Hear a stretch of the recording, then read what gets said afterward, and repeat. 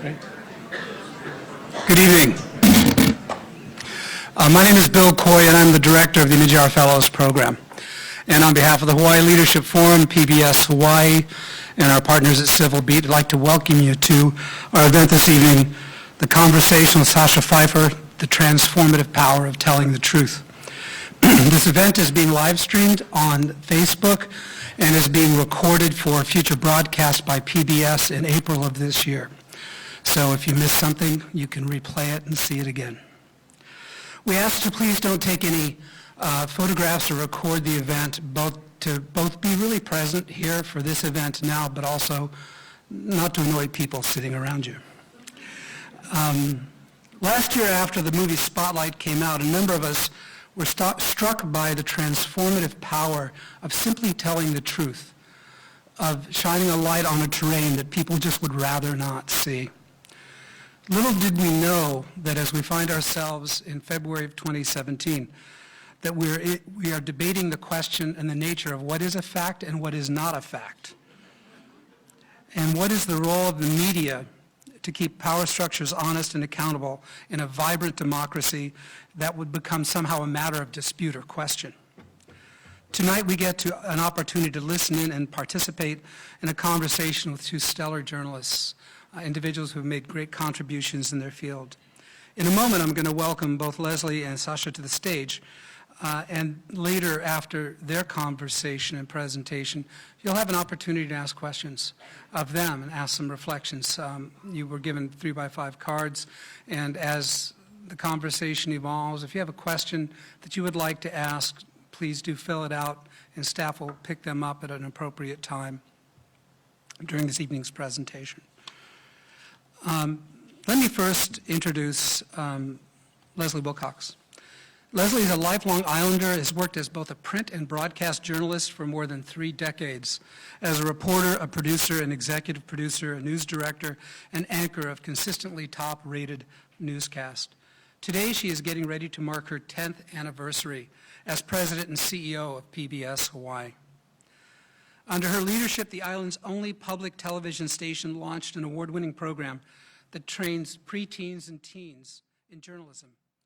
It is the nation's first statewide student news network called Hiki No, Hawaiian for Can Do. The network has 90 schools on 6 islands, private, public, and charter schools. Hiki No may produce future journalists, but that's really not the goal. The idea is 21st century education, students honing skills and habits of mind which would prepare them for today's workforce, such as problem solving, creativity, collaboration, curiosity, and persistence. And yes, Hiki No students learn how to sniff out fake news. In her life as a journalist, Leslie was there as business models crumbled from traditional commercial news outlets, and media grew into a sprawling digital frontier, much of it in search of substance. And so here we are. And here she is, our interviewer, Leslie Wilcox.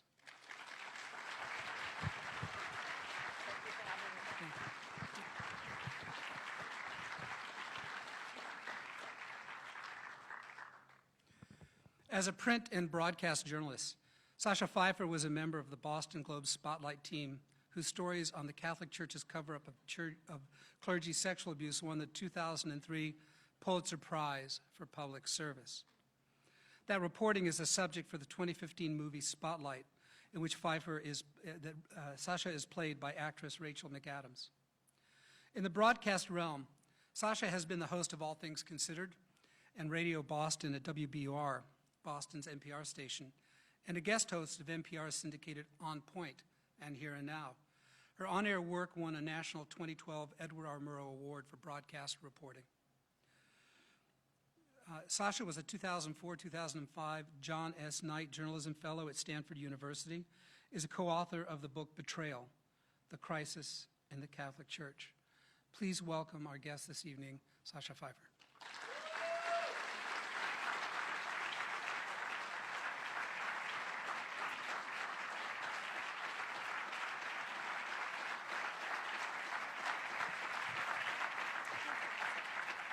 Thank you, and I want to say thank you for inviting me. I'm really happy to be here. And part of what I write about and cover now at the Globe is nonprofits and philanthropy and wealth and the way they all intersect and overlap. The Wall Street Journal has a periodic section it calls Mansion, and it's about sort of the elaborate homes that very wealthy people buy. That is not what interests me about my beat. What interests me about wealth is when people are in a position to have more money than they need for their basics, when they choose to do something meaningful with it, and what meaningful means. And I actually think Pierre Omidyar, who's here tonight, is a really interesting example of that, because when he became in a position to be able to fund things, he gave really deep thought to how could I use my resources. So we have this incredible array of the Hawaii Leadership Forum, Civil Beat here in Honolulu, First Look Media, which was one of the organizations that helped fund the movie. So thank you to you and to Bill for inviting me to be here tonight to talk about a topic I really love. My job has given me an incredibly joyful and meaningful life. I get paid to ask questions for a living. How much fun is that? It's always interesting. You get to access to all sorts of worlds.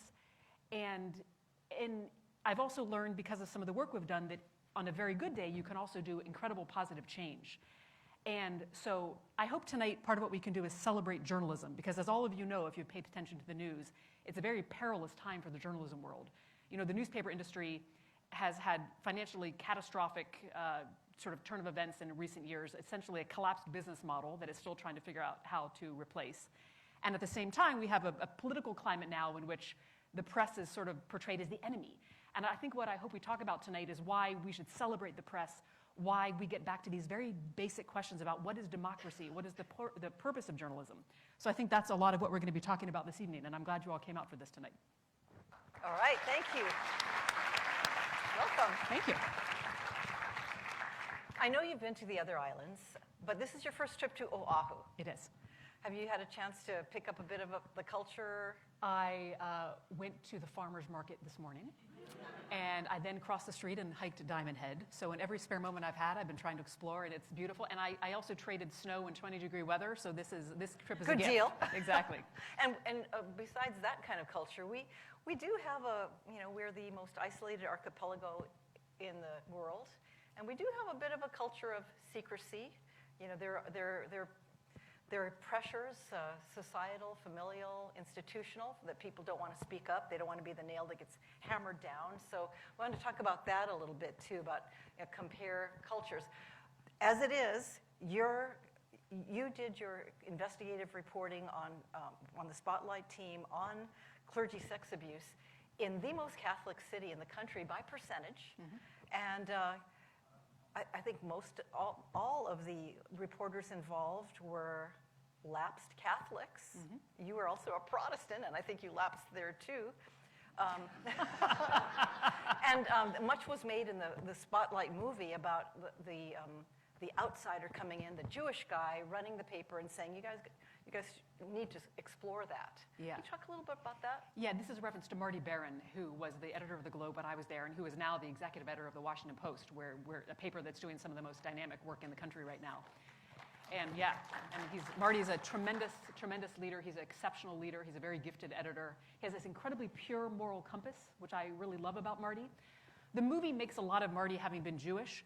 I think they took a little fictional license there. I mean, I think, yes, they wanted to portray sort of the outsider, but I think what Marty showed is that sometimes when you bring a set of fresh eyes to something, it makes an enormous difference. I mean, we began our project because there had been a priest named John Gagan who had a long history of abusing kids, and there were many lawsuits filed against him. All those cases had been sealed in the court. The church asked the court to seal the cases. The court did. Marty came to town from the Miami Herald, and he said, why are these cases sealed? And there was this uncomfortable silence in this news meeting because all of us were so used to just accepting that those files are sealed, we can't access them, that we hadn't questioned it.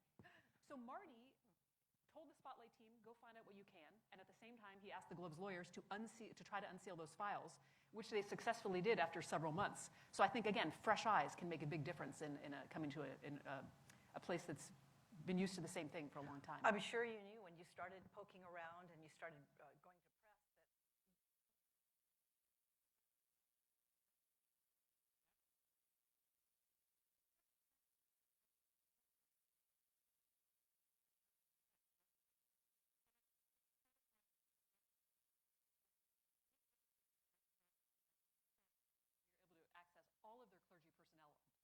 So these weren't stories based on anonymous sources.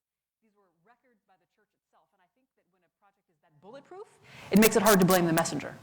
Yeah, I guess it was Mr. Barron who had the idea of don't go after individual priests because we've heard of individual priests for so long. Go after how the church institution treated the priests, and you showed evidence of passing priests. They call it passing the trash, or mobile molesters from jurisdiction to jurisdiction. Yeah, I mean, this was Marty's mantra, is that, for years, the Globe and other publications had written stories about priests that abused children.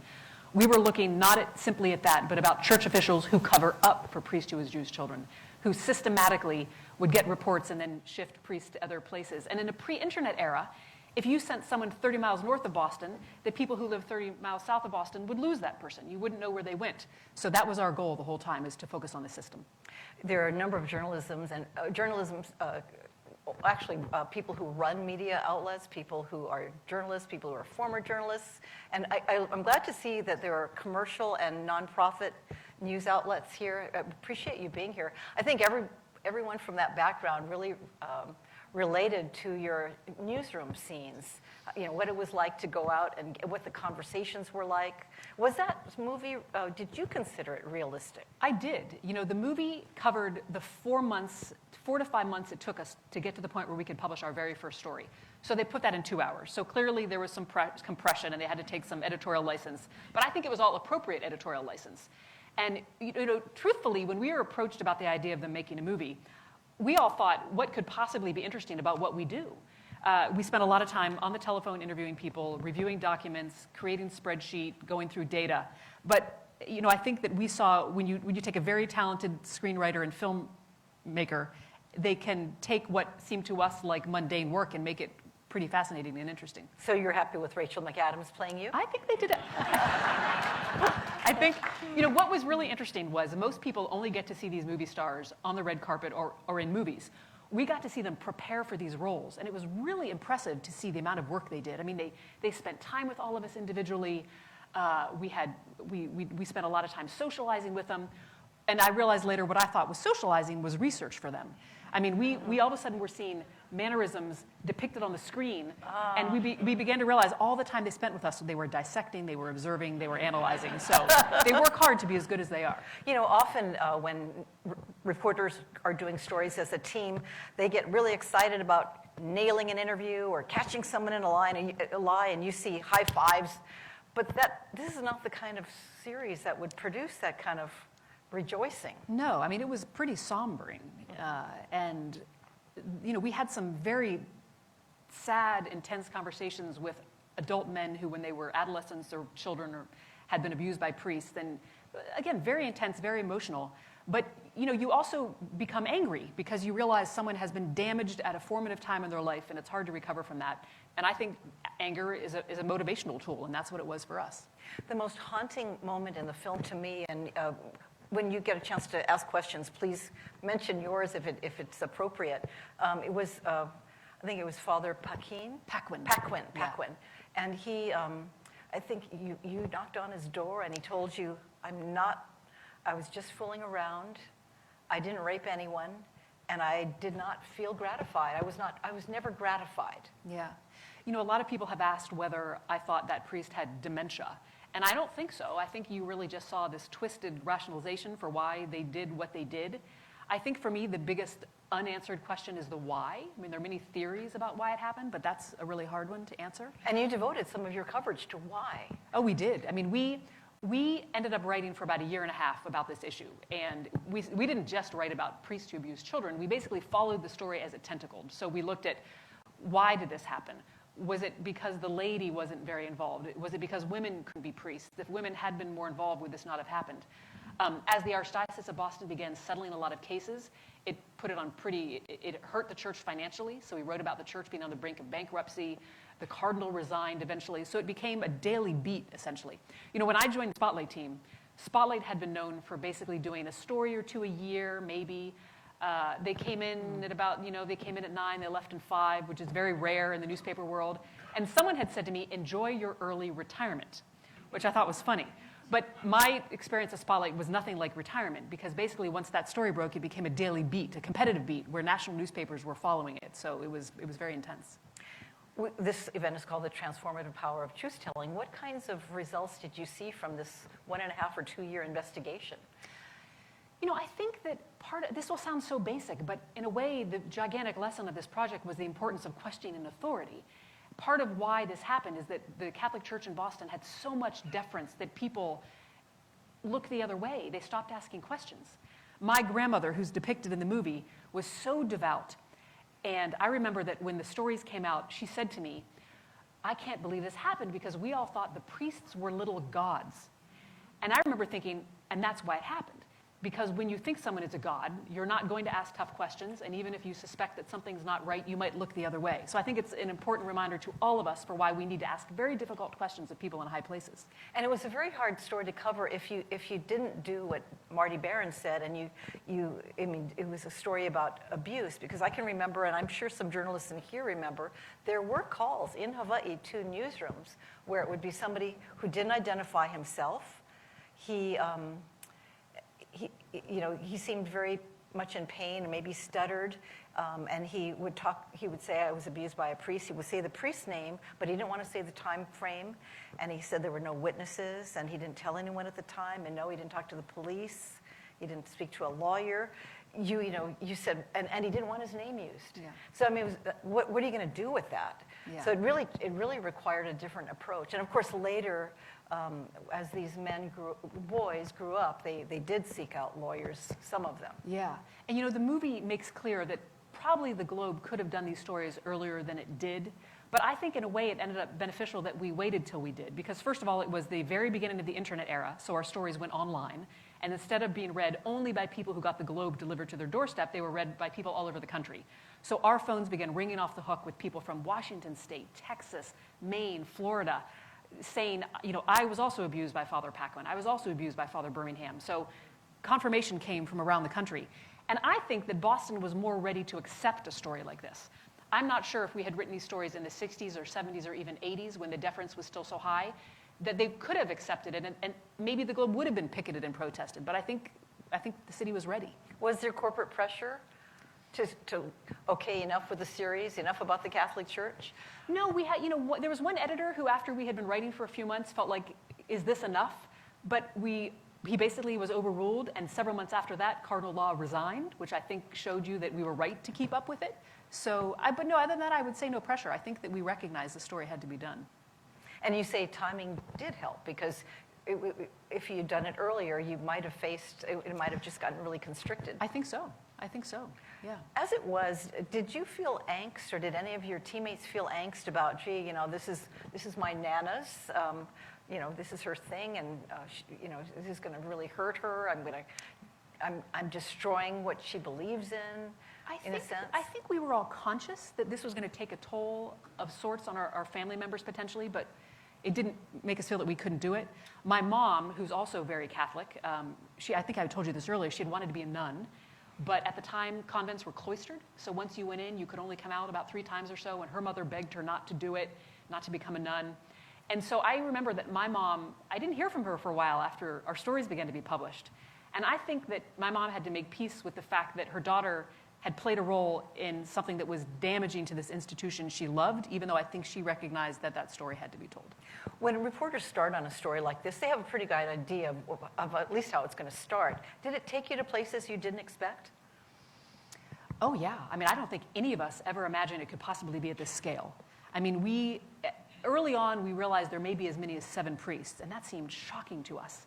And then in a few weeks, we realized the number was probably 20. And then by the time we published, we knew it was 70. And then we quickly learned that actually it was hundreds. So I think we went into this having absolutely no idea what we would find. What did you find when you asked the question why? Why so much molestation? Well, I mean, I think that there's so many theories for that, but I think that what I believe played a role is that at least back in the 50s and 60s and 70s, boys who were going to become priests actually went to pre-seminary. So sometimes you went to priest school essentially as early as age 12. And I think that you're at this formative stage in your adolescence in terms of your sexuality, and I think everything became sort of stunted in a way. I think that there was a psychotherapist who was depicted in the movie who talked about that they sort of were, it was sort of a version of arrested development. And I think I think you end up having these very immature priests who weren't sure how to have relationships, and I think it expressed itself in an incredibly tragic way. What did you see of the victims? I mean, after they were grown up and they'd been in adult life for some time, what were they like? You know, I think all of us know that sexual abuse is one of the most terrible things that can happen to someone, and if it's also by a leadership person in authority like a priest, it's even more damaging. And so I think that it's hard to ever recover from that, and we saw that. And these boys were pretty sure that other people knew that they were being taken to a rector's office or a church office. Either it was a pattern, but nobody spoke up for them. Yeah, or sometimes people did speak up and they weren't believed. Their parents may not believe them, and that, I think, compounded the tragedy. So it was really, it was a culture of secrecy.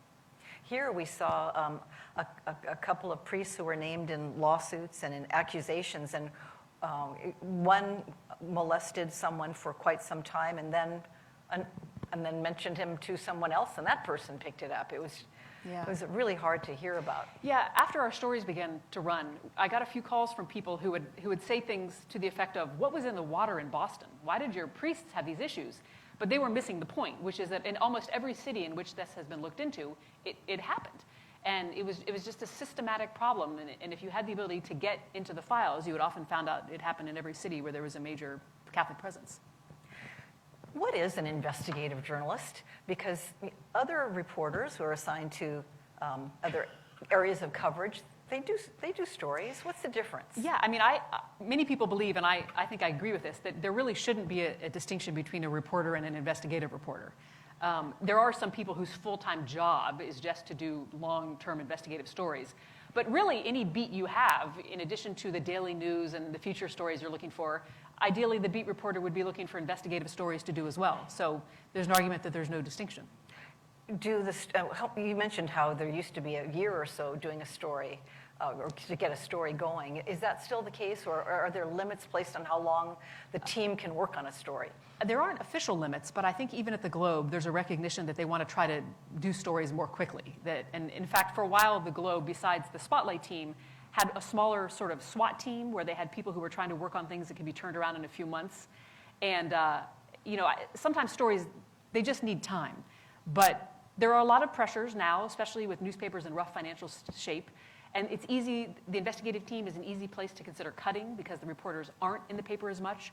But I think that, we hope that the movie gets across that that's probably the one part of the operation that should be preserved above all, because it's, some of the most important and meaningful stories can come out of those teams.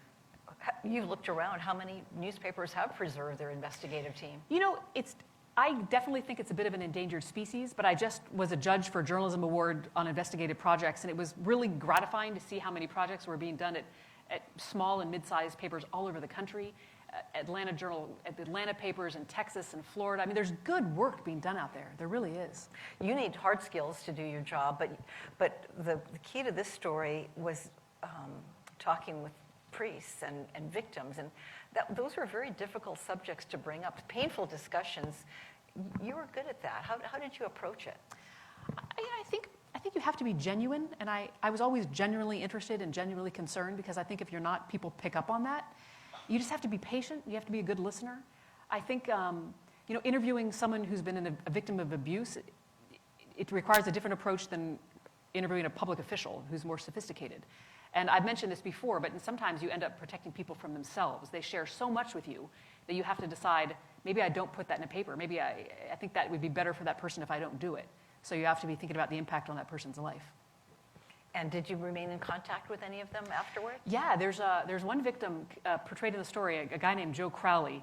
And I've stayed in touch with Joe to this day. He loves plays. He texts me about plays he's seen. And I just think that in a way, a reporter has a responsibility to make sure people are okay. I mean, we parachute into your life sometimes and ask these very personal, intimate questions. And I think that, you can maintain the appropriate distance, but also make sure that person's okay by staying in touch from time to time. And with several victims, that's been the case for me. You know, if I'm not mistaken, Hawaii was had the first complainant who accused a bishop, and it was David Figueroa. He accused a man who was a pastor at the time, but who rose to become bishop of the Catholic Church in Honolulu. And there was evidence produced later to show that the Vatican knew about sex abuse complaints, but allowed him to be bishop anyway. And then other complaints did come in as well. Oh, yeah. No, I think that was common. I mean, I think very few people were really held accountable. And there were priests who went to jail, but, you know, for the most part, the bishops who were part of the system problem didn't. You mentioned this Father Paquin, who was depicted in the movie. Paquin went to jail. He served about 8 years. He got out of jail, and he just was re-indicted in Maine because he had abused some kids up there. A lot of times what happened is there was a statute of limitations, and the abuse was so long ago that prosecutors couldn't bring charges. But in many cases, if you left the state where the abuse happened, the statute was paused. And so because Paquin abused kids in Maine but then left Maine, they were able to come back many, many years later and bring charges. So he's back up again. And that's interesting because oftentimes it was pointed out that when there was a problem priest, they got sent to another jurisdiction. So I wonder if that worked. Right. Well, sometimes accidentally that was beneficial later when people tried to bring charges. There was another priest named Paul Shanley. He moved to California. Decades later, they were able to bring charges because the statute had been paused all that time. Did you ever hear that Hawaii was one of the places where they would send them far away to? We heard more. We tended to hear them more sent to South and Central America. But I'm not surprised Hawaii, because they just were trying to ship them very far away. And then they probably wouldn't be sent out as easily because of the costs. Yeah, exactly. Exactly. We had a priest here who was removed pretty much as a result of the backlash and the fallout that occurred from your series, which was, I think you went out with it in 2002, yes, January. Exactly. And this happened, it was Father Joseph Bukowski of the Sacred Hearts Order in Makiki, who was a brother at the time, became a priest, and was removed by the then bishop. So somebody received justice as a result. Yeah, I mean, there was, many other newspapers began doing similar stories, and after our stories came out, people sort of realized there were stories to do, and I think it was really wonderful to see that spread in a way. I like what you said about Marty Barron and how he was an outsider, and sometimes outsiders say, "What the heck? What's going on?" And you think you know as someone who's lived in a place for a long time, and then you realize, gee, I don't know, I never questioned that. Yeah, exactly. And that really is the benefit, I think, of bringing in fresh eyes, like Marty was in our case. Right. People are so used to explaining how it works. It's like, well, why should it work that way? Yeah, exactly. Exactly. Did you talk to high-ups in the Catholic Church? Cardinal Law, I'm trying to think if Cardinal Law ever gave us a one-on-one interview. He did many press conferences in which it basically became an apology tour. And after about a year, I think our stories came out in January 2002, and I think it was December 2002 that he resigned. So, and then he was sent to the Vatican, where many people believe he was essentially promoted. And I think that was really hard for victims because they felt like at some level they weren't sure the church really understood the gravity of what had happened. Did you ever have anyone really explain to you, could anyone really give an overall understanding of how that happened? Or are we supposed to attribute it to human nature in institutionalized form, greed, selfishness, desire? I think that I'm not convinced. So John Gagan, who was the priest that was at the root of all this, he was called Jack by his colleagues. And I interviewed a very elderly priest. Someone said, go talk to this priest. They knew John. And I remember this priest said to me, we all knew that Jack fooled around with little boys. And I never forgot that because it felt like this terrible euphemism, fooled around with little boys. That sounds so harmless. It sounds like, it made me think that I think the church believed this was sort of an innocent outlet for frustrated priests. I also had a priest tell me that they thought that if they fooled around with little boys and not little girls, you were still obeying your celibacy vow. And again, I think that's the kind of twisted logic that enabled this to happen. I think they just never quite accepted what a trauma this was. In your book, there was a single mother with 7 boys. Yeah. All of them were abused. She let the priest put them to bed. Yeah. Many of you, I'm sure, if you know much about abuse and child abuse, they talk about victims being groomed. It's often a family friend or someone in a position of authority who gradually over time grooms the child. And I think we absolutely saw that because, again, 60s, 70s, 1950s, the priests were such an enormous part of the community, and people were so grateful if they were to come over and help. And the priests were also in a unique position to know which families were fragile and vulnerable, which families had broken homes, who were the single mothers. And I think that absolutely we saw that those most vulnerable families were the ones that were targeted. And if you were from a strong family with a mother and a father, you were probably less likely to be targeted than you were if you were the child of an overwhelmed single mom. In fact, some of the boys who were molested went in for counseling because they had trouble situations. Oh, yeah. And then they landed in a even worse spot. Oh, yeah. There was a priest named Paul Shanley. I mentioned him. He had gone to California. And in the 70s, he was a very radical priest who didn't wear a collar. He had long hair, and he wore jeans and flannel. And he had lived in an apartment in Boston. And he created what he called a ministry for alienated youth. And he basically was working with teenage boys who were questioning their sexuality. They were often kids who were gay but didn't know how to come out. And I thought he was one of the most insidious abusers because he intentionally created a position that gave him unfettered access to teenage boys. And the system allowed that. And yet molesters do that. Yeah, yeah. There was a bishop in Honolulu, Di Lorenzo, who came out and was very frank, and he just said, look, let's just call it pedophilia. It's not going to happen. You know, if that's what happens, it's out. But before that, everyone talked in kind of terms of, you know, institutional language. Yeah, exactly. Euphemistic language. Yes, very much so. Mm-hmm. Very vague, and you know, isn't this sad? And you know, we'll take care of this. Exactly, exactly. And how did you? What was the first inkling that what you had was going to go farther than any other story? The final scene of the movie shows us showing up at work on the first day that our story has published, and we had set up a tip line that people could call, and we wondered if we'd get phone calls, and the scene in the movie is actually true to life, which is that those phones rang off the hook. I mean, we just sat there and answered the phone all day long, and there was also if you didn't want to talk to a live reporter, you could leave a confidential voicemail, and that thing would fill up constantly. And again, it's because our stories were being read all around the country. We suddenly were getting calls from people around the United States who I give so much credit to the first victims that were willing to come forward, because there was an enormous amount of shame and embarrassment associated with this. But we found people who were willing to put their names to their stories, and that gave other people the courage. It basically emboldened other people to be able to come forward, and you know, the floodgates opened basically, and it was that let us realize how enormous this was. You got more information for more stories, and what did people tell you on the phone when you took the time? Oh, they just had these terrible, incredibly detailed stories about what had happened, and I think you and I were talking about this earlier. There were once in a while we would get calls from people who would say there were cases where boys had been abused by priests, but continued to see those priests and continued to be abused. And we met some people who just couldn't accept that actually could be abuse. They said if the boy continued to go with the priest, that was obviously a consensual encounter. But I think that that completely misunderestimates what it means to be an 8 or 9 or 10-year-old with someone in a position of power at an age when it's very difficult psychologically to realize when you have to walk away. So we heard from people, all sorts of people, including people who were skeptical that this was abuse, and we fielded all sorts of phone calls. And we know that there were huge payouts by the Catholic Church. I recall reading that in LA, it was $740 million to 500 victims. Oh, yeah. In Hawaii, the last number I heard was 20 million, and the insurer didn't really want to pay, and there was a lawsuit, two lawsuits. What do you think has happened as a result of your reporting and societal change? Has the church, what are they doing now? I hope that kids are safer now. There have been laws passed in Massachusetts that are intended to make it less likely for a kid to be abused.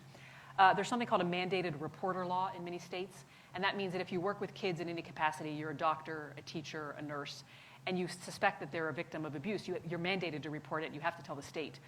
Connecticut passed that law in the 1970s.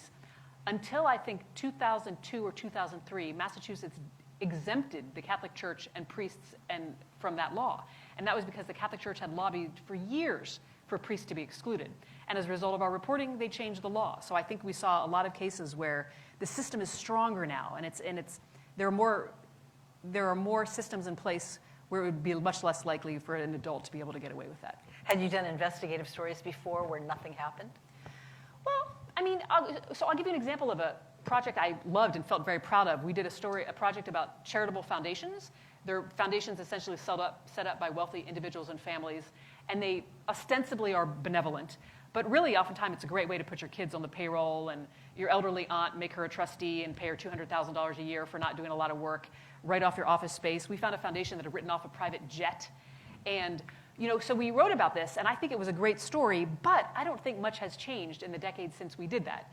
And that's largely because the IRS is so overwhelmed already that it doesn't really have time to go after charities and nonprofits. So I think sometimes we can expose something, but the system isn't equipped to make it better. What came after this blockbuster series? Well, it's funny because we did that project from 2001 to 2003. The movie came out in 2015. But in between, we spent a decade doing all sorts of other things. I actually left the Globe for 7 years to work for the NPR station in Boston. So it was very funny in a way for the movie to come out so much later when we had a decade worth of other projects and we did a lot of, I think, really good work. And then this came back to life. Do you think you'll ever do anything as big again? You will, right? I hope so. I hope so. Well, then let's talk about the future of journalism, because that could be part of the picture. What do you see? I mean, we're just this is the age of fake news. It's the era of consolidation of news media. I think this is a really hard time to be a news consumer because first there's this enormous flow of information, and the fake news title has gotten, I think, overused. Right. I mean, there's a very unfortunate situation a few weeks ago where an Associated Press reporter, an AP reporter, who was the pool reporter, meaning he was the person who was assigned to cover the White House and then feed what he found to other reporters. He mistakenly believed that a bust of Martin Luther King had been removed from the White House. It turns out, supposedly, that it was just blocked. And so that got called fake news. But what that was an error by a reporter. So I think that, I think fake news has become this term that people use when a reporter makes a mistake, when someone doesn't like the story done. So I think it's a time when news consumers have to be much more critical, and that's hard. I mean, there are people who now have full-time jobs that are just fact-checking. So I feel like there's enormous demands on people who consume news to try to understand what's real, and that's hard. It's hard right now. It's also hard for people who want to be journalists to be paid as journalists. Yeah, I mean, I think there's more of a need than ever at a time when there are fewer jobs available.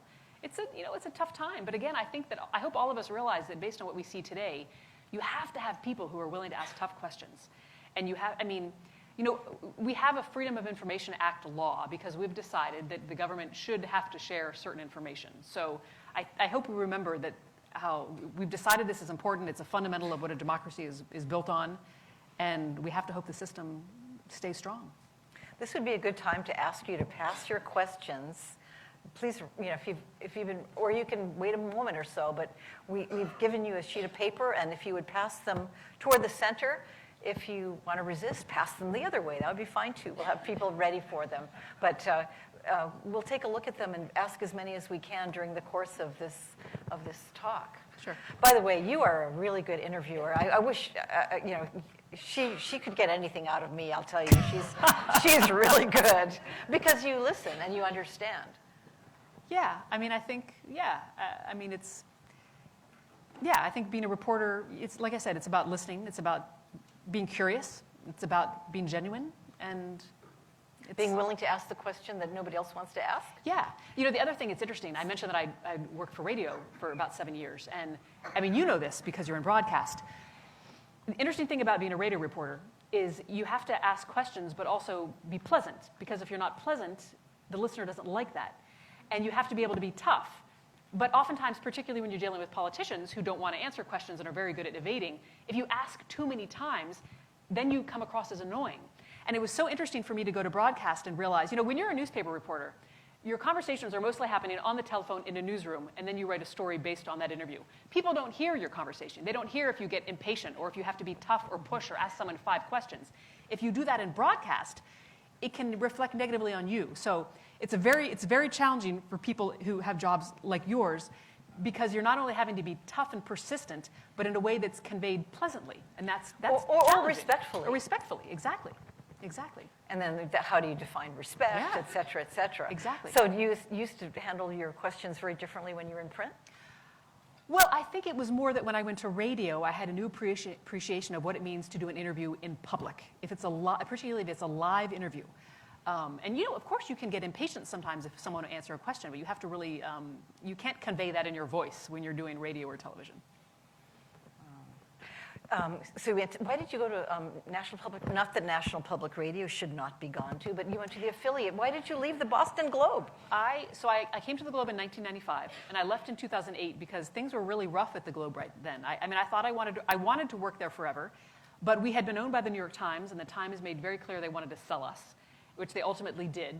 We ended up being bought by John Henry, who's the owner of the Red Sox. So we have someone who has done a great job of trying to keep us stable.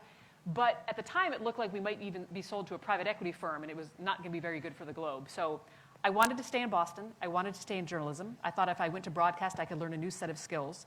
And I loved radio, although one thing broadcast requires is simplification. And after a while, I missed the kind of depth and detail that I think is hard to do in broadcast and can really only be done in print. So I came back to the Globe in 2014, I think. And did not rejoin Spotlight. No, but really, Spotlight tends to be, you spend a few years there, and then so many people want to work for it that you give other people a chance to do it. And I like having my own beat and my own freedom, and I occasionally team up with Spotlight reporters, and we'll do projects with them. So now that charitable foundations are part of your beat, I believe our president has a foundation. Yeah. Have you considered looking into that? Well, luckily, we have a great Washington Post reporter, David Farenthold, who's done great work on that. I mean, the Globe, one of the consequences of the shrinking of the newspaper industry is that the Globe has eliminated all its foreign coverage. It used to have multiple national bureaus. The only one we have left is in Washington, D.C. with 4 reporters. So most of what we do now has to have some sort of local or at least regional focus. So it would be unlikely that I would cover a D.C. foundation simply because our focus is more New England-based. Right. What are some of the stories you've done since entering that beat? I love covering nonprofits because, as I like to say, they sort of get an automatic halo. People, it's fueled by altruism, which is a great thing, but we all know that nonprofits can be just as political and business-oriented as any company. So I like to do what I think about sort of kind of piercing the myths of nonprofits. I'll give you an example. I was talking with a woman who runs an academic center at Boston College, and she talks about corporate social responsibility. This is companies that decide they want to do something socially conscious. And they had a conference where they brought in nonprofits and the companies. And she said to me, it is fascinating what the nonprofits say when the companies leave the room. So of course, my next question is, what do the nonprofits say when the companies leave the room? And she talked about how whenever you have these corporate days of service, where, say, Fidelity Investments wants to send 100 employees to the Boys and Girls Club and they maybe paint a mural on a wall, she said nonprofits hate those because they don't need a mural painted on the wall. And oftentimes they'll have you paint the same mural that got painted by a different corporate entity a week earlier. And I thought, that's a fantastic story. But what I wrote about was the fact that the nonprofits badly need help. It's just that they don't need you to paint a mural. They need someone who can help them with their auditing or their accounting or can help them be more sophisticated in their use of social media. And a better way for a company to help a nonprofit is to ask, what do you need and what resources do we have that you may not have? So I wrote that. I also wrote a story. As part of my job, I go to a lot of charity galas. And I found that a lot of people in the corporate world go to these galas but can't stand it. They don't like sitting at these tables night after night, eating rubber chicken, having to bid on the auction item. So I wrote a story about what I called gala fatigue. And you may buy a table, but then you send your interns to sit at the table, but the interns aren't going to bid at the auction, so now you're not raising money. And so for me, it's a way to try to expose the secrets that people don't want to say out loud with the goal of ultimately making the sector better. What reactions have you gotten? I have a lot of people saying, thank you for saying out loud, but what we feel like we can't say in our sector. Although the challenge of my beat is that when you work on an investigative team, it's not surprising that many people want to talk to you off the record. But I have found that in covering nonprofits and philanthropy and wealth, more people have asked to speak to me off the record than they did when I did straight investigative reporting. But it makes sense when you think about it, because if you're a nonprofit, you don't want to say anything that will alienate your funder and that would put your grant at risk. So the challenge of my job is I have plenty of nonprofits tell me, here's what's wrong and here's what needs to be written about, but you can't possibly quote me.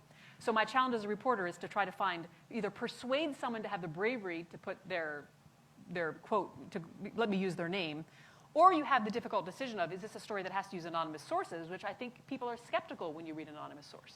So that's what's challenging about my job. Wealth is also part of your beat. What's new on the wealth beat? So as an example, I had written a story about this venture capitalist in Boston who, by his own admission, was very materialistic. He had a lot of houses, a lot of wives, serial wives, a lot of cars. And then he got to midlife, and as many people do, he began to question what he does. But he wanted to try to bring his venture capital sensibility to the nonprofit world. So his idea was that he would have a Shark Tank, the TV show Shark Tank, for nonprofits. So the nonprofits would get up in front of a panel of investors, they would try to pitch their idea, and then those investors might give money to the nonprofit. He thought it was a great idea. The nonprofit sector hated this idea because they felt like just because I'm charismatic on stage doesn't mean that I'm necessarily the most worthy nonprofit to fund. So I wrote about that. I wrote about Bob Kraft, who's the owner of the New England Patriots. Bob is a billionaire. His wife handled the family philanthropy. She died. And it was Bob sort of trying to decide, what do I do with my philanthropy now that my wife is gone? And he did this really interesting thing where he wanted to find little tiny nonprofits where he could make what he called transformational gifts. So there was a nonprofit for children who had family was affected by suicide. And he gave this nonprofit $100,000, which to them was the equivalent of $1 million. But he would call them personally. He would call them up. And these are people who didn't necessarily care much about football. And I remember one woman said, this person called and said, "Hi, my name is Bob Kraft." And she was thinking, I know I should know that name. And of course, it was the owner of the Patriots. So it's stories about that, about ways that people of means are trying to do something very meaningful with their money. It's music to my ears to say you have a beat, because years and years ago, many television stations got rid of beat reporting, and everybody was a generalist. Many times they were responding to news conferences or traffic accidents. They were not proactive. I mean, when you have a beat, you're paid to hear the drum beat in the jungle. You go find the news as opposed to wait for something to happen. Yeah, and to have a specialty, to develop an area of expertise. Right. Part of my job, we end up looking at a lot of tax returns, and they're called 990s in the nonprofit world. So part of my job is to understand how to read nonprofit tax returns. If you're a generalist, you're not going to know how to dive into those. So I like being able to feel like you're a specialist in something. Now, I know one thing about journalism is you're always learning. Is that something you taught yourself as you went along? Did you know how to read 990s before? No, we learned that when we did our Charitable Foundations series. We brought in an accountant, and he taught us how to read 990s. And really, it's one of the most fun parts of my job. I mean, oftentimes I'll interview someone and I'll think, oh, I love that work. I would love to do that. But my job lets me kind of dip my toe into a little of everything. And it's really fun to have that kind of job. What would you do if you weren't a journalist? You've seen a lot of occupations. Which one? I am an English as a second language tutor on the side. And I think that if I were to do something totally different, I might teach ESL full time. I used to tutor at a local high school, and it wasn't all that satisfying because a lot of times the kids wouldn't show up, or they did show up, they really just wanted you to do their homework. But when you're dealing with adult immigrants, they are so motivated to learn. And I feel like if you can teach someone English, that's a gift that is invaluable because that's what enables them to be promoted to get better jobs. And I actually think there's enormous parallels with I love words and I love writing. And when you watch someone learn language, it's absolutely fascinating. When I worked for the NPR station in Boston, the public radio license at that station was held by Boston University. So I was an employee of BU, and that enabled me to take classes. And I got a master's at the School of Education in ESL. And part of what you learn is how people learn language. And this is a real aside, but they call it error transfer. So if you learn Spanish, or certain languages, they put the adjective after the verb. So instead of a beautiful girl, it's a girl beautiful. So if you have a student that keeps doing that, if you understand what the transfer error is from their language, it helps you better able to teach them how to overcome it. So I love it. And again, I think there's parallels between writing in words and teaching people language. You work for a commercial newspaper, and we have nonprofit news folks here. Any thoughts on what business model is best to get journalism that truly matters? No, I mean, I think that is the question that everyone is trying to figure out right now. What is the new business model? I mean, it used to be that if you were a department store and you wanted to advertise, if you wanted to place a classified ad, you went to your newspaper. That all changed with things like Craigslist, right? So no one quite has figured out how to replace that business model, but that's the key to, I think, to making the industry survive. One of our attendees has a question. which follows right along. What would you like to see happen to the news going forward? What would you like to see it evolve into? That's such a big, broad question. I mean, I just hope the news survives. I hope that people realize that it's worth paying for.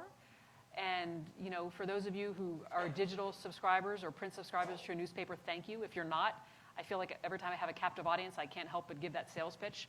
You know, when you buy a newspaper or you make a contribution to an organization, a nonprofit like Civil Beat, that's what pays for the reporters to do what they do. So I hope that you realize that there's a direct connection between keeping the news alive and being a subscriber or a donor.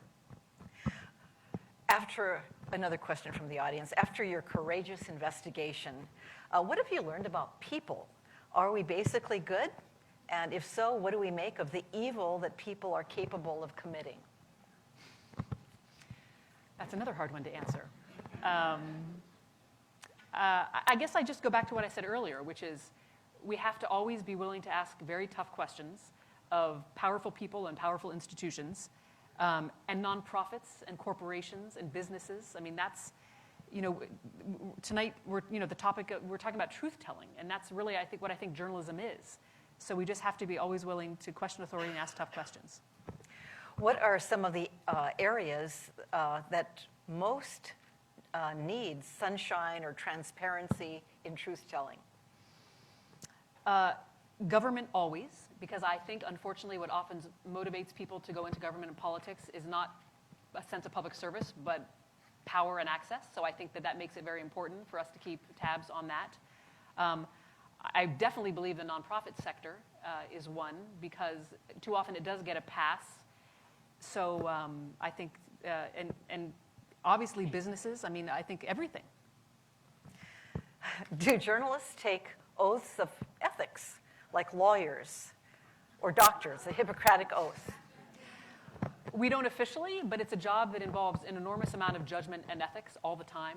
What we cover, how we cover it, when we stop covering it, how you have people tell you very sensitive information, and we interview children. I mean, there's an enormous amount of judgment, and that's why you need to make sure you have reporters with high ethics and editors with high ethics. Let's see, what do you think about questioning expertise and authority and institutions in relation to the Catholic Church and also in relation to news sources and politicians? I guess this may be about how do you do it? How do you get them to respond? If I'm not embarrassing the person who wrote it, does the person want to explain more? Yeah.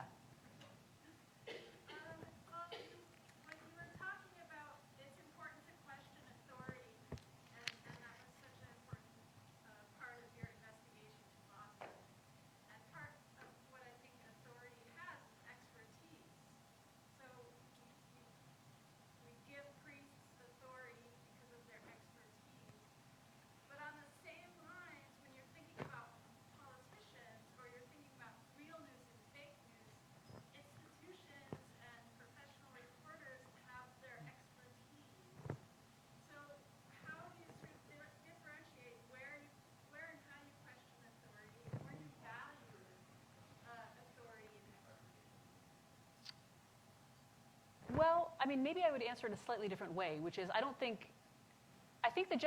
think that we need to be careful about automatically being deferential to people in authority, because sometimes people get to places they don't deserve to be, you know, and so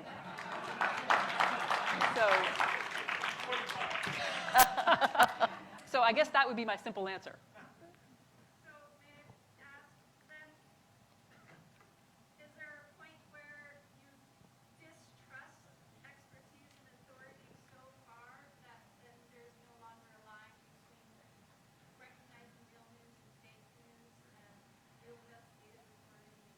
I mean, I think it's a case by case, but I think this gets back to why I think it's so hard to be a news consumer now, because there is so much deliberate misinformation being spread. And, you know, we've seen this, I mean, whatever your politics are, I think it's clear that we now have a president who's willing to say things that aren't correct. So there's an enormous debate in the news industry about how do we describe that. The Wall Street Journal editor has decided we can't use the word lie, because lie indicates you had an intent to mislead, and we can't know what someone's thinking. So I think that helps convey how difficult it is to be a reporter today, that how do we characterize what exactly that is? And for news consumers, it's very difficult to be a news consumer. There's an enormous amount of information and confusion and chaos. And I think the risk is that it may make people shut down or turn off. And so I worry for us, and I worry for people deciding that they're so overwhelmed they just don't want to pay as much attention. I mean, I think we always have to be paying attention. The New York Times is using headlines that say Trump lies. That's a policy now. What do you think about that? We know it's not your policy at the paper, but I think it has to be. I mean, I think it has to be case by case. But I think sometimes we have to call things for what they are. And Marty Barron, who, as again, the former Globe reporter, now at the Post. President Trump has said that he has a war with the press. And as Marty said, and it's just beautifully said, we're not at war. We're just at work. I mean, that's great line. Great line. It is a great line. These are two kind of related questions. What are some of the investigative stories you most admire, and why? I mean, I think I admire all of it. I think when you do investigative reporting, it probably is going to keep you out of the paper or off the air for a while. And that makes reporters feel uneasy because you're judged in part by your productivity. So you have to hope you have the backing of a strong editor and publisher who recognizes that you may not see your byline for a while. You may not see that person on the air for a while, but hopefully what they deliver will have been worth the time. Here's another question from an attendee. Given your experience, what do you think warrants deeper investigation in terms of investigative reporting? What's the contemporary iceberg that we need to see? Well, I think the past few months have clearly showed us government. I mean, it's going to be harder than ever to get information. And the other interesting thing is we talked about. I think that there's also another thing the media is going through is trying to decide, okay, what is the value of sitting through a presidential briefing? Someone has suggested that maybe you send the interns to the briefing, they take down what was said, and really what the reporters need to do now is do all the tough digging and have to rely on civil servants to give them information. I mean, it's a very challenging time to be a reporter right now. It is, and we've seen in debates and in other live coverage, a reporter will miss a factual mistake by a newsmaker and then get called on the carpet for it. Right.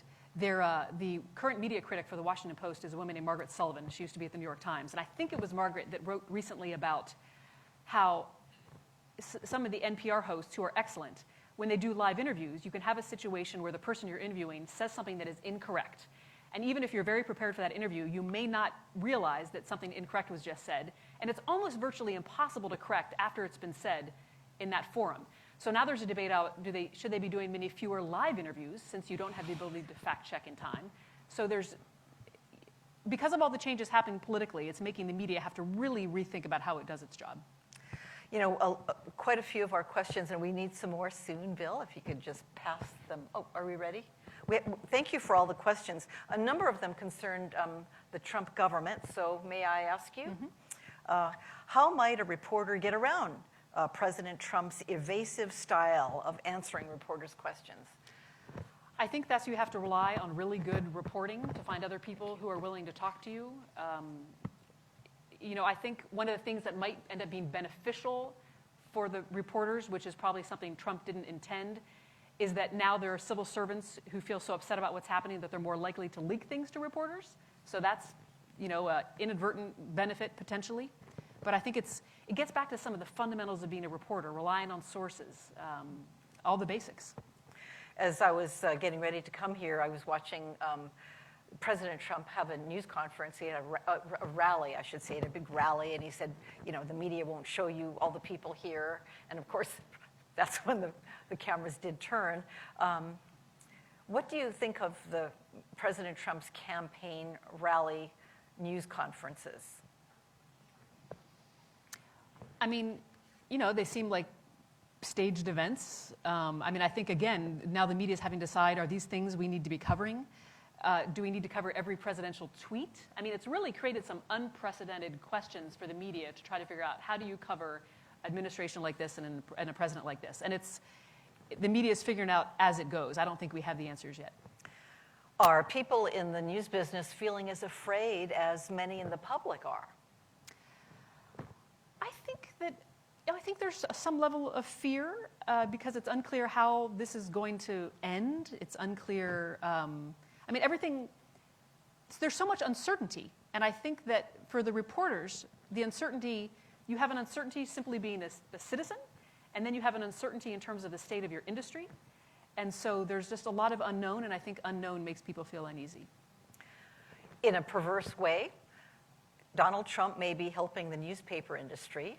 Has his war in the media translated into an increase in subscriptions or other sources of revenue? Yeah, I mean, this is another accidental benefit. At least in the case of the New York Times and Washington Post, they report that they're seeing enormous increase in subscriptions. I think, unfortunately, that probably is only likely to affect the big national newspapers.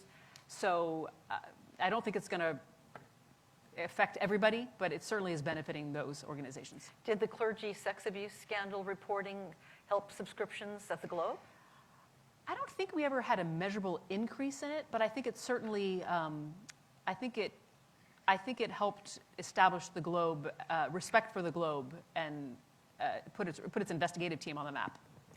Retired CBS journalist and anchor Dan Rather has been really, he's commented on this quite a bit.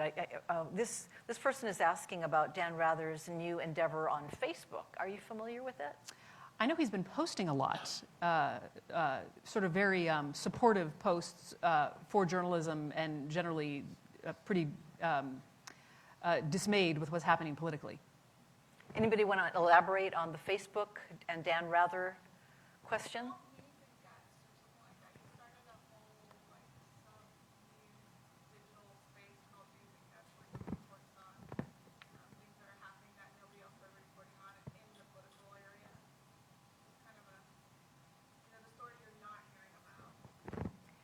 Yeah, I know he's been posting a lot. I don't know too much about that new initiative on his part.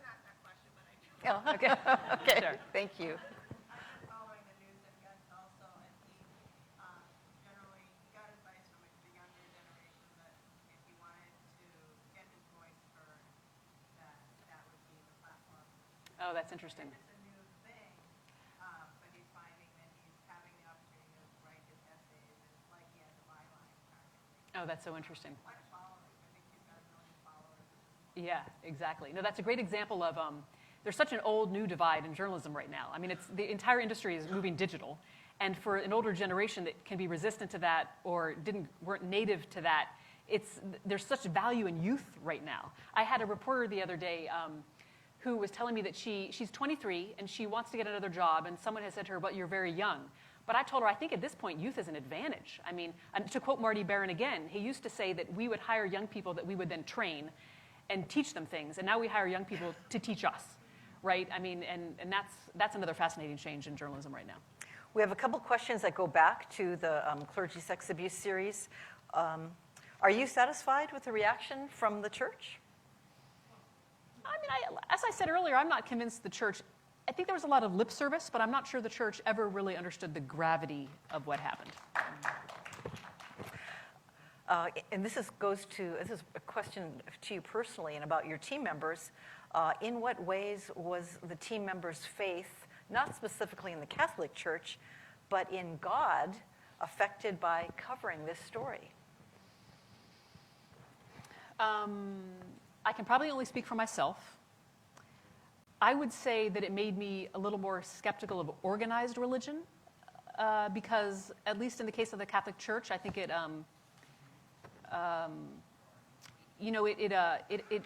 because people didn't ask tough questions, the church took advantage of that in a way, and I think that made me.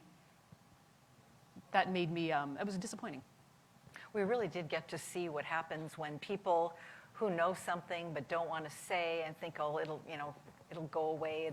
The guy got transferred. We saw how that led to more and more and more angst and trauma. Yeah, exactly. It really does speak to speaking up. Yeah. Okay, I have one more with me that I can't read. I'm really sorry about my eyes. It's not your handwriting, it's my eyes. But we have a few minutes more. Would you like to stand up and ask a question of Sasha? Yes.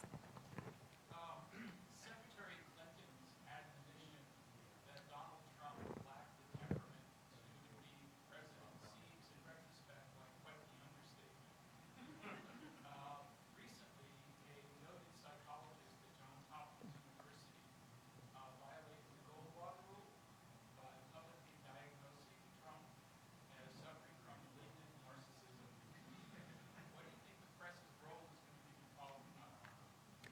Well, I think the press has followed up. I mean, they wrote that story, and then there have been many newspapers that have interviewed other mental health professionals to try to have them weigh in. I think that's maybe unanswerable, but I think the press has been good at following that. But I think that every time we also have a president who every time something's written attacks. So again, it's the media trying to understand how do you follow someone who, if he doesn't like the story is written, calls it fake news, and if you keep repeating it, is the public going to believe that? It's again this evolving case of how do you cover this, I think, unprecedented administration. Yes. With the lay on, sir? What is the role of journalists when a politician appoints a former priest that was charged with sexual abuse that rose to power during the Hawaii scandal under Ferrari?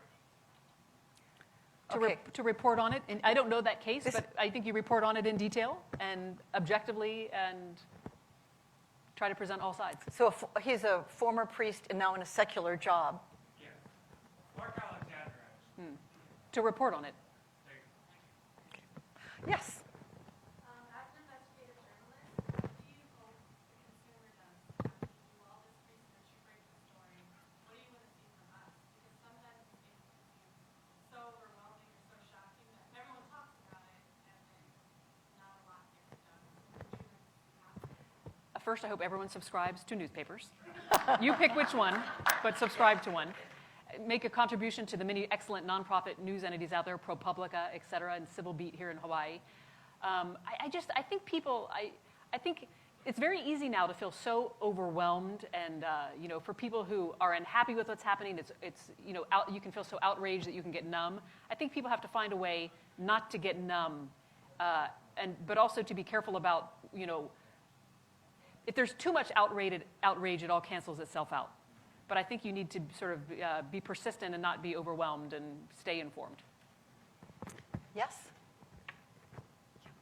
There's a clip going around today with Senator John McCain of Todd, and they're speaking about the importance of freedom of the press. And Senator McCain says, I hate the media, I hate you, but it's very important. And so it strikes me there must be some sort of balance. There's this interplay between people who, between journalism and people who are asked questions. So my question is, what is your approach, and what are your colleagues' approaches to the impact of stories, investigative reporting, have on people associated with stories? So, for example, people who work in organizations or work in government get implicated in these stories, and they're good people end up hunkering down and pull in, and that impacts someone. I mean, I think what McCain said is interesting, right? Because at some level, he can not be happy that the reporting is being done, but he still respects that it needs to be done. That is the mature and the adult and the intelligent approach, right? I mean, I think that's what we need to remember, is that it's not supposed to be adversarial necessary. We're just trying to, what the First Amendment in democracy is about having an informed citizenry so that we can then make good decisions about how we choose our public leaders and how we make public policy. So the purest goal of journalism is to have an informed citizenry. And so I think that politicians recognize that function has to be there. I mean, I think John McCain nailed it. Yes, all the way up there. So especially during sensitive stories, how do you avoid bias or personal bias during your investigative journalism? Well, I think that's one of the key things of the job. You just have to stay impartial. Your job is to present both sides. And But so, do you think there is anything, do you think impartiality exists? Objectivity, really? I think in the way you do your reporting and writing, yes. I mean, you may have an opinion personally, but your job is to present both sides of that story. And I think it does exist. I think it's a fundamental of the job. Yes, please. Mine is just a thank you. As a former Catholic who grew up in the church that didn't want you to question authority, that in fact trained us, brainwashed us to think that that was the wrong thing to do.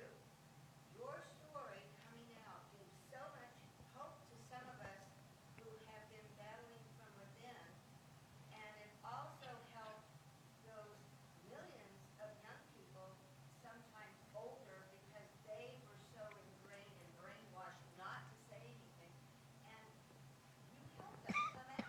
Thank you. And that is more powerful than anything I can think that's ever been done on this realm.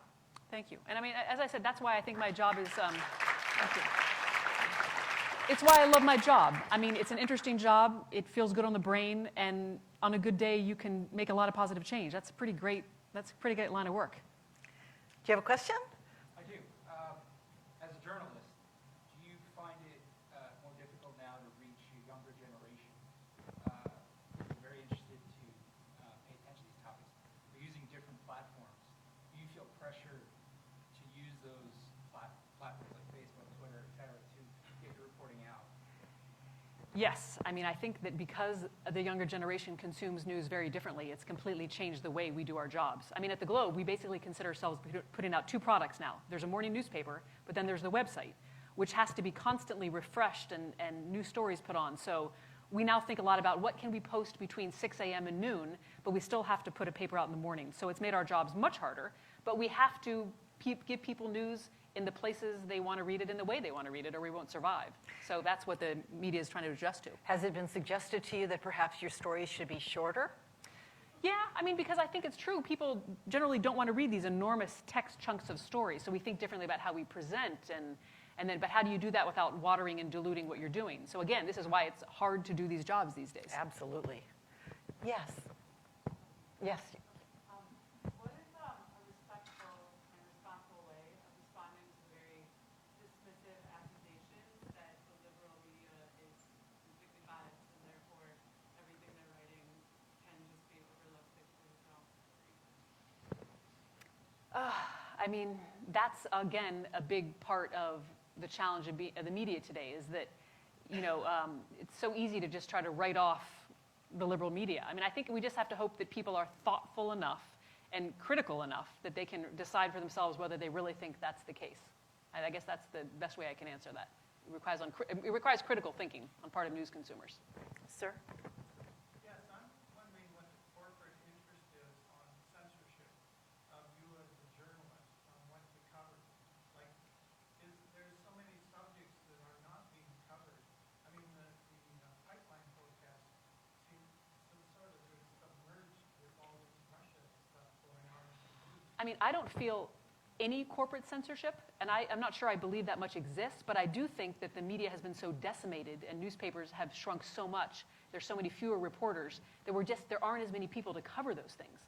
And I think, again, that's why I come back to my mantra about please support your paper, because that, when people stop buying subscriptions, then papers can't afford to keep their reporters and they end up losing beats.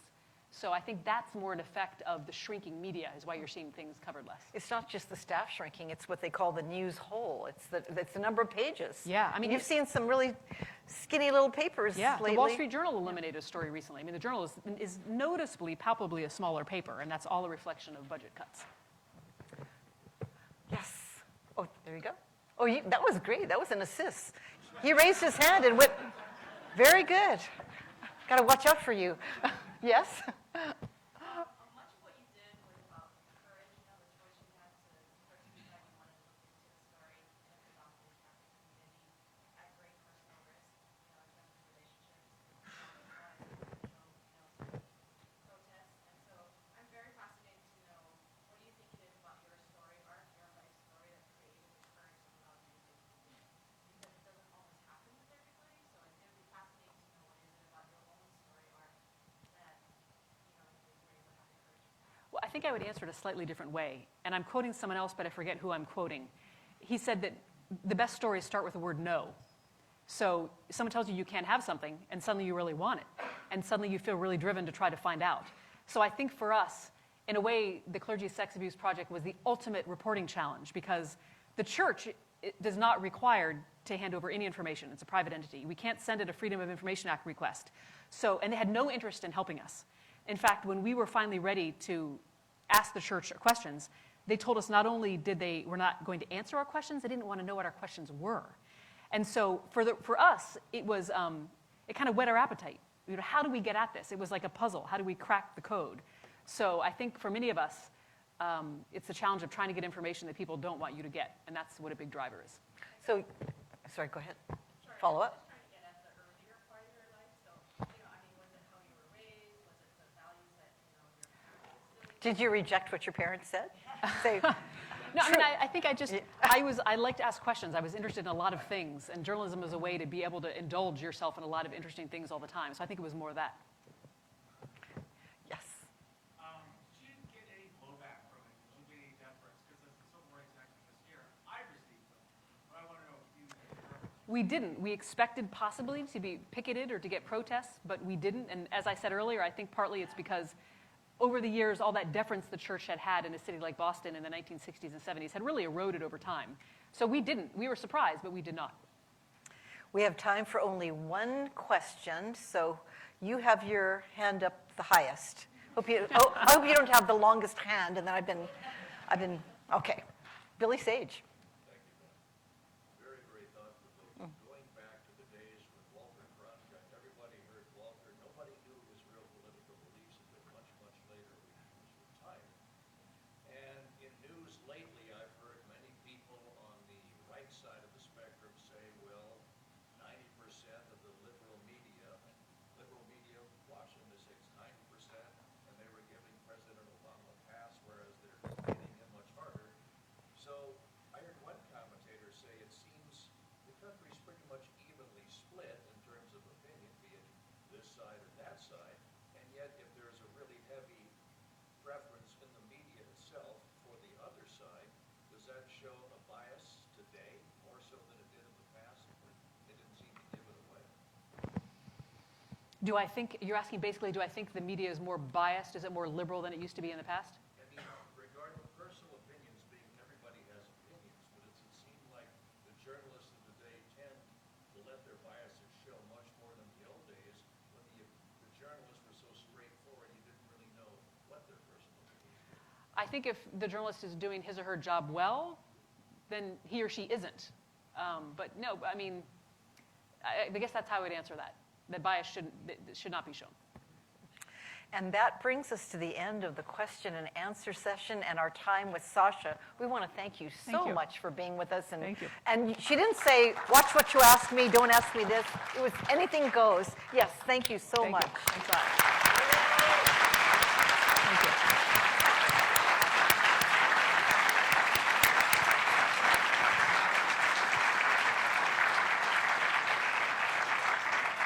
To close our evening, I'd like to invite to the stage the head of the Collaborative Leaders Network, who is also the chair of the board of PBS Hawaii, Robbie Ong.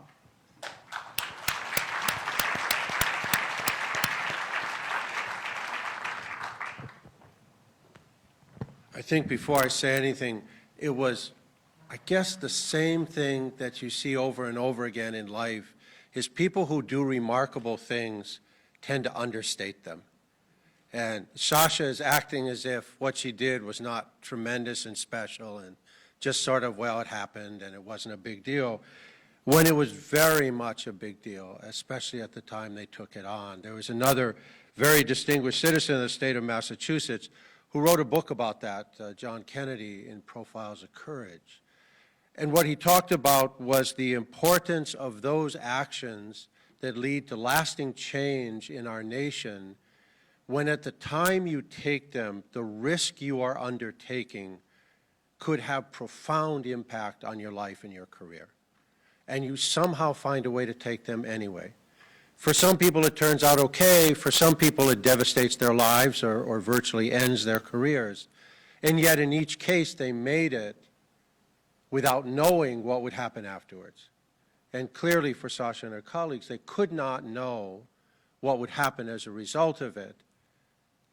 And it was that act of courage that clearly we want to celebrate as part of the story of what they did.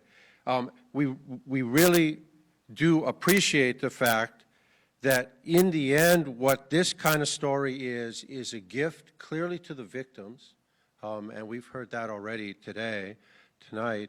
It clearly is a gift to the community in which you belong, and it actually, even though they seem not to this day to recognize it, was a huge gift to the Roman Catholic Church. The question of whether institutions that are diseased at their core can continue to serve communities well is a very real one. And what's important is to shine truth on institutions that are part of our lives with the hope that it will have some real impact on what they do. And that was one of the great gifts. There's also another side to this that I think is really important for us to think about, particularly us here.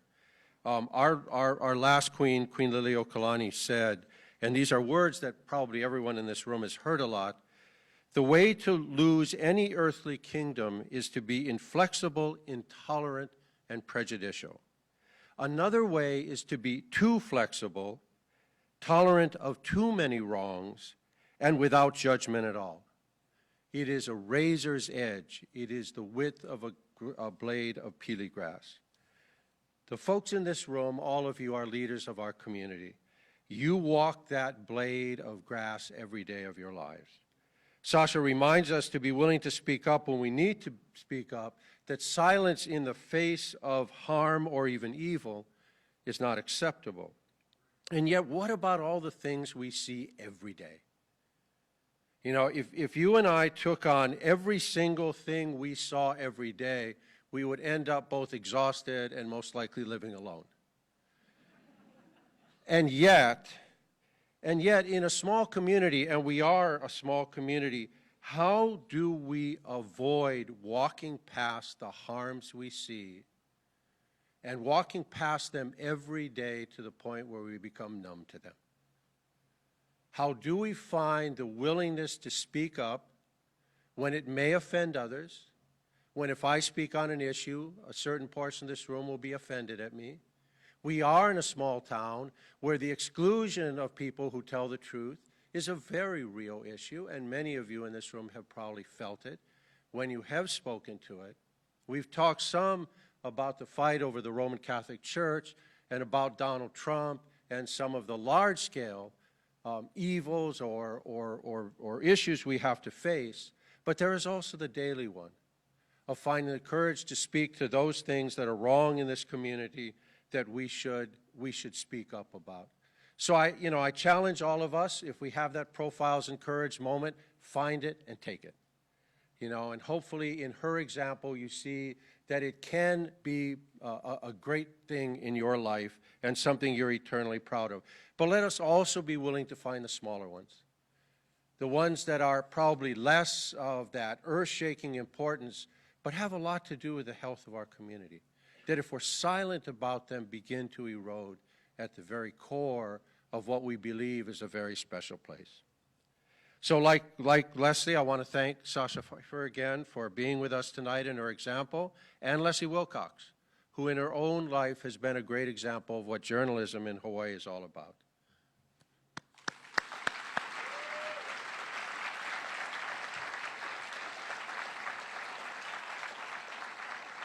As Leslie said, I'm board chair at PBS Hawaii, so I want to thank the crew here, all of them, terrific people,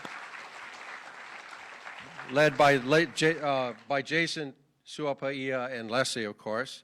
I want to thank Patty Epler and Anthony Quintano and Civil Beat for live streaming this conversation and for enjoying the questions as well. Aaron Ichiki of the Hawaii Convention Center, and Jamie Bellinger, the AV technician, who said if things get wrong, I could call him Frank.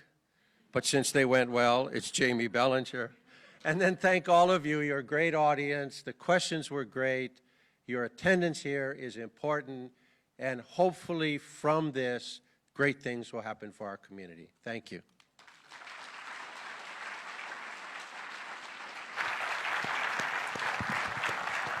Thank you so much, all of you, for being here. Thank you, Robbie. And I should mention that Civil Beat has been doing this on Facebook Live, and you'll have it archived. So you want to go home and see it again or tell somebody else it's on Facebook Live, we'll have it on Civil Beat. And our PBS Hawaii presentation of this is going to be taking place in April. We're going to be expanding the subject a little bit and going live with it then. So we'll let you know. We'll get the word out. Thank you again. Have a nice evening and a good drive home, and take care. Thank you. Okay.